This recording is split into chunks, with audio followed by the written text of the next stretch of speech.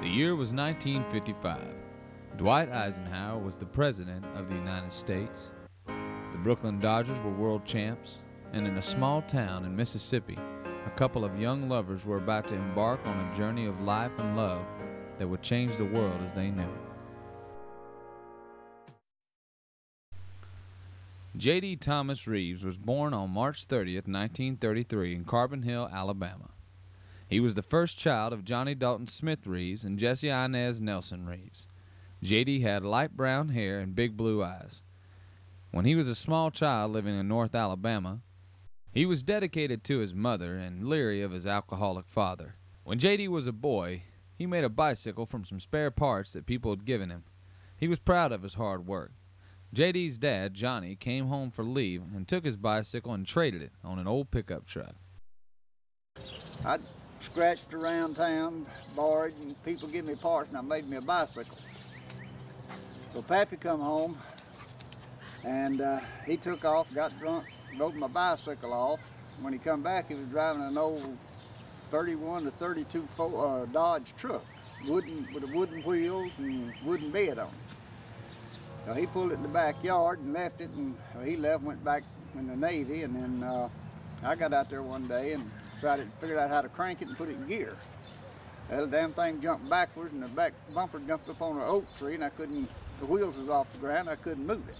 So it sat there for about a year and a half, and he come home, and he got his neighbors and pulled it off, and then I took a tail beating for that. And I never did get my bicycle back, though. In the summertime, J.D. and his brothers and friends would sneak off to go swimming at the lake, knowing that they'd get a whipping when they got home, but they'd sneak off the next week and do it again. As a child at Christmas time, J.D. would get one present, a fruit or candy. On his birthday, Inez would bake a cake and make homemade ice cream. J.D.'s dad wasn't home much, but when he was, he would sometimes take the boys fishing.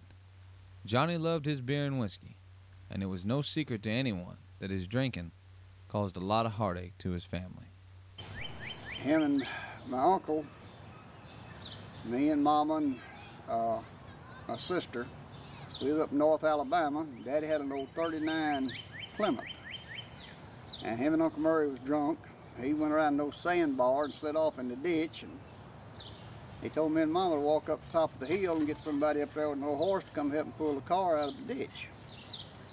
Well, by that time we got to the top of the hill, I heard an explosion. Turned around and looked back, and the damn car was on fire. Daddy and Uncle Murray standing out there in the middle of the road drinking moonshine. So Mama went on up to that house. She knew them people, and they carried us back to Uncle Murray's. Anyway, we got back home, and Daddy said they called the insurance company and told them, what happened. So the next day or the day after, some guy come to the schoolhouse and talked to me. And I told him exactly what happened. Well, somehow or another, they told Daddy that they wasn't going to pay for the old car because he set it on fire. And I come home, and he took a stick. I mean, he beat me. I ain't been beat so bad in all my damn life. I mean, Mama had to take a wet towel and soak the t-shirt off my back where it was bleeding. And I told the old fool right then, I said, if you ever lay another hand on me, I'll kill you. And after that, they sent him to Alaska somewhere, and then we moved to Mississippi. And when I was about 16, I talked Mama into signing for me, or she fixed it up so I could go in the Navy, and I left home about 16 and never did spend much more time with them. And that's about the extent of my childhood, I'll tell you. Wasn't too much fun going on. The family moved to Pascagoula, Mississippi in 1947. J.D. never had much time for sports or fun. He worked delivering groceries after school. He drove a three-wheel bike and made $1.25 a week. Now when we moved to Pascagoula, I got me a job delivering groceries. Stock boy and delivering groceries on the weekend, and I was getting rich. I was making $1.25 a week. Come every Saturday, Mom would take the $1 and give me the quarter. And he had an old three-wheel Cushman motor scooter. And he told me I could use that to deliver groceries on.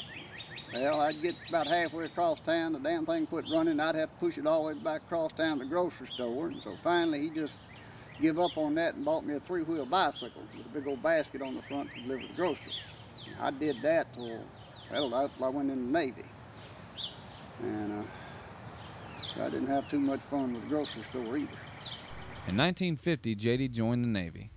He rode a train to New York City, attended boot camp. He boarded an aircraft carrier and for the next 4 years cruised the Mediterranean, South America, Guantanamo Bay, Cuba, San Diego, Japan, Korea, back to Japan, and then to San Francisco. J.D. lived at Treasure Island near Alcatraz to finish out his Navy time. Well, there ain't too much to talk about there. Just went took a bit of basic training in Great Lakes, Illinois, and got out of there, went on board a ship, aircraft carrier, and left out of Brooklyn, New York. We went through the Mediterranean, and then the Korean War broke out. We went all the way around South America, around the Cape Horn, and over to Japan, and we'd rotate back and forth between Korea and Japan for about 3.5 years. And that, you know, just partying, getting drunk whenever we could, and chasing the whores and all that kind of stuff. And just a typical young and running wild. In 1954, J.D. moved back to Pascagoula, Mississippi. Being young and fresh out of the Navy, jobs were hard to find. And I got out of the Navy and went to Pascagoula and gonna get rich working in the shipyard. That didn't work out. I never did get rich. I met Dorothy and the Youngbloods, and then just really started having a good life then.